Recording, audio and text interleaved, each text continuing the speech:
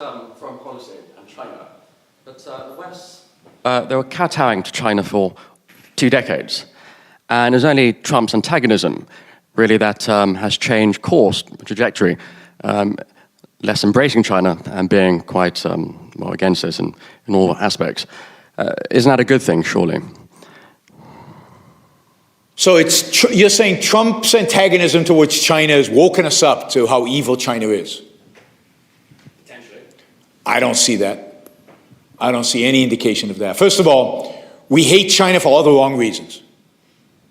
We hate China because it's becoming an economic superpower. That's Trump's argument, not mine. We hate China because there's a trade imbalance. Who cares? If you know anything about economics, trade imbalances don't matter. They don't matter. We hate China because they're stealing our IP. Did we do anything about that? Did Trump change that? Did anything change? No, the European Union did. The European Union has a new deal with China to protect the European IP. America doesn't. They're still stealing our IP, and nobody cares. Because Donald Trump didn't care. He was a mercantilist. He cared about the trade deficit. He cared about the trade deficit when we had it with Japan in the 1980s. He's on record as caring. And Japan wasn't a threat. Japan wasn't a bad actor. They were just bad economists. They ran a bad economy.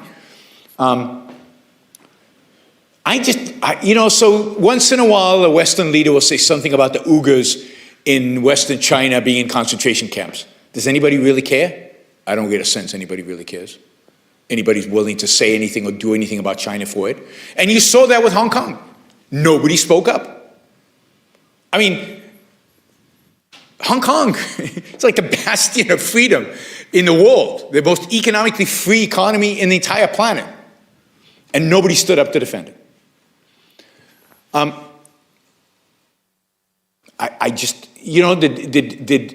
Is anybody arguing, is any political leader right now going after the Chinese government for what they're doing to their high-tech industry?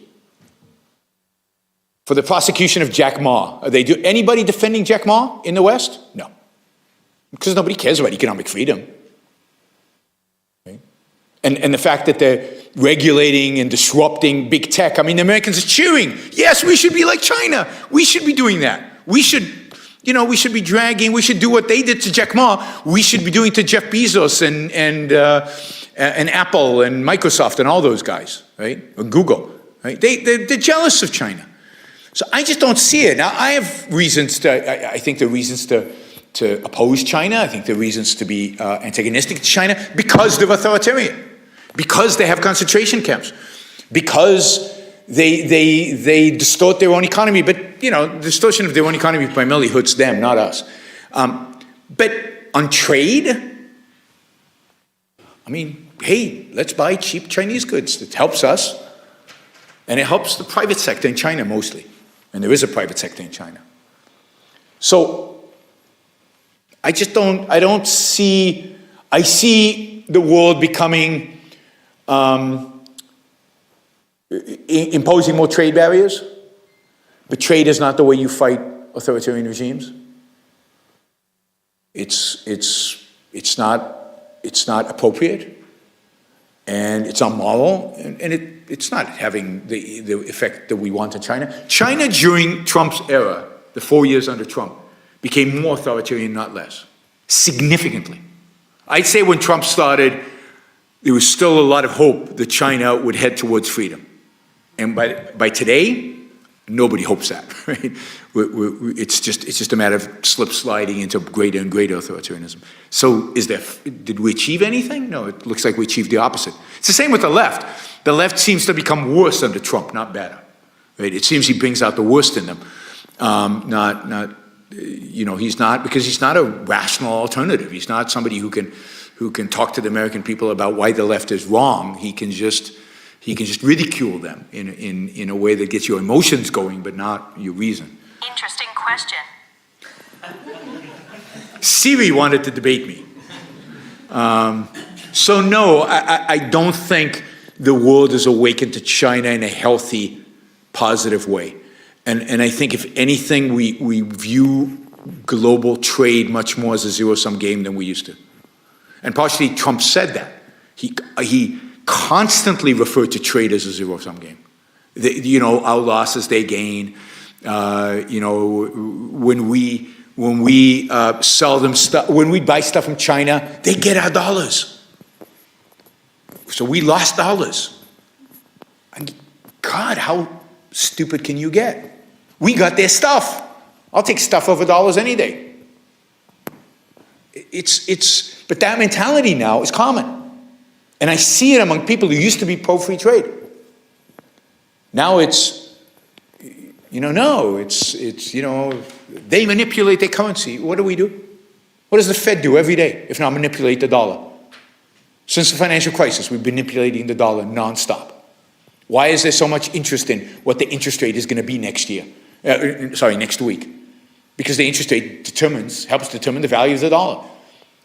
We manipulate the dollar all the time. Treasury secretaries talk down or talk up the dollar all the time.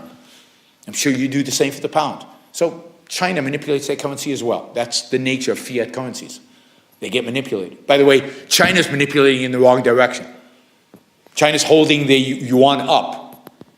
If you floated the yuan, it would go down, which would make their exports cheaper, not more expensive. So you even got the direction of how they're manipulating it wrong. But that's okay, because a lot of economists do as well. So no, not in a rational way. I wish it was, because I think there should be rational opposition to China. And it should be moral opposition, and it should be an appeal to consumers not to buy Chinese goods, and it should be an appeal to people not to support China, not to embrace China, or at least not the public sector in China, to the extent that you can separate them. And there should be moral condemnation of what they did in Hong Kong, of what they do to the Uyghurs, what they do to religious minorities, but also what they do to their businessmen. And if we had that, China would think twice about doing what they do. But they can get away with anything. What we need today, what I call the new intellectual, would be any man or woman who is willing to think. Meaning, any man or woman who knows that man's life must be guided by reason, by the intellect, not by feelings, wishes, whims, or mystic revelations. Any man or woman who values his life and who does not want to give in to today's cult of despair, cynicism, and impotence, and does not intend to give up the world to the dark ages and to the rule of the collectivist brute. All right, before we go on, reminder, please like the show. We've got 163 live listeners right now, 30 likes. That should be at least 100. I figure at least 100 of you actually like the show. Maybe there are like 60 of the Matthews out there who hate it. But at least the people who are liking it, I want to see a thumbs up. There you go. Start liking it. I want to see that go to 100. All it takes is a click of a thing, whether you're looking at this. And the likes matter. It's not an issue of my ego. It's an issue of the algorithm. The more you like something, the more the algorithm likes it. So, and if you don't like the show, give it a thumbs down. Let's see your actual views being reflected in the likes. But if you like it, don't just sit there. Help get the show promoted. Of course, you should also share.